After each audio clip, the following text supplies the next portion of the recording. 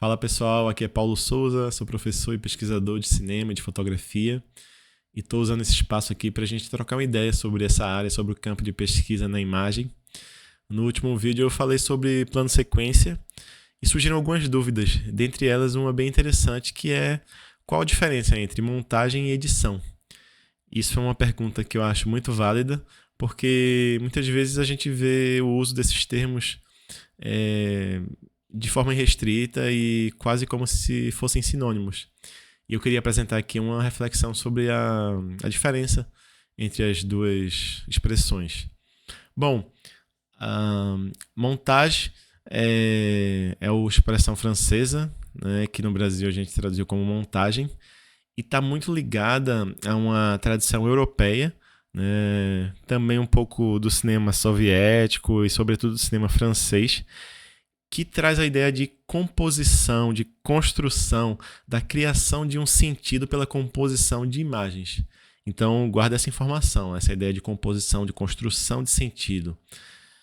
Edição, a gente incorporou muito mais a partir do termo editing, né? Editing em inglês. Então, a edição está muito mais associada à ideia de escolha, refinamento, seleção, tanto que quando a gente pensa o que é que um editor de jornal faz, o que é editar imagens numa redação jornalística, é escolher quais as imagens que o fotógrafo trouxe da pauta e quais que vão entrar no jornal e quais que não vão. Quando eu falo que eu vou editar fotografias em um projeto curatorial, eu estou falando que eu vou escolher fotografias. Então, o termo em francês, montagem, tem a ver com a construção intelectual, com a criação de sentido, e o termo edição, que vem do inglês, tem a ver com escolha, recorte e refinamento.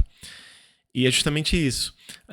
A diferença entre a montagem e a edição está muito mais ligada à montagem ser uma atividade eminentemente intelectual, que busca pensar uma construção de sentido, que busca encadear planos de uma forma a construir um discurso, e a edição é mais ligada à ideia de operacionalizar esses cortes, efetivamente selecionar, recortar e refinar. Então eu poderia dizer que existem editores de vídeo, pessoas que editam vídeo muito bem, que não pensam na montagem efetivamente, né? Elas simplesmente vão de uma forma até que meio robótica, recortando o filme e fazendo aquilo operacionalmente. Por outro lado, eu posso ter um montador de cinema que não coloca a mão no computador, que não coloca a mão numa ilha de edição. Ou seja, ele pensa estruturalmente, ele pensa os planos estruturalmente, ele pensa uma construção de sentido, mas deixa essa tarefa operacional de recortar, de colar, de refinar para um editor de vídeo. Então, não é querendo criar juízo de valor.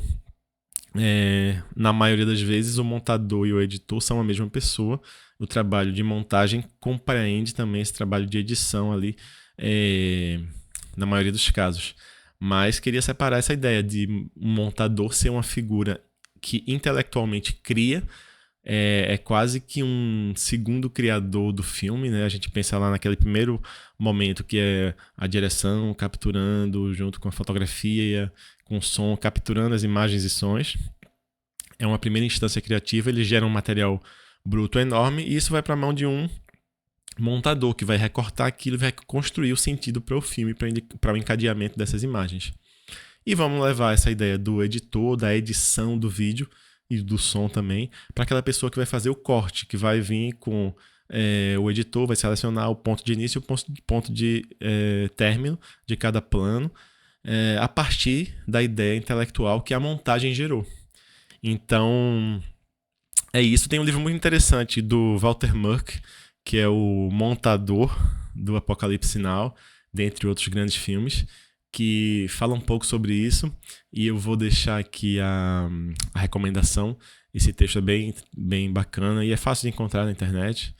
E, bom, por hoje eu vou encerrar por aqui. Espero que tenha ficado claro e deixo o canal aberto para eventuais outras dúvidas.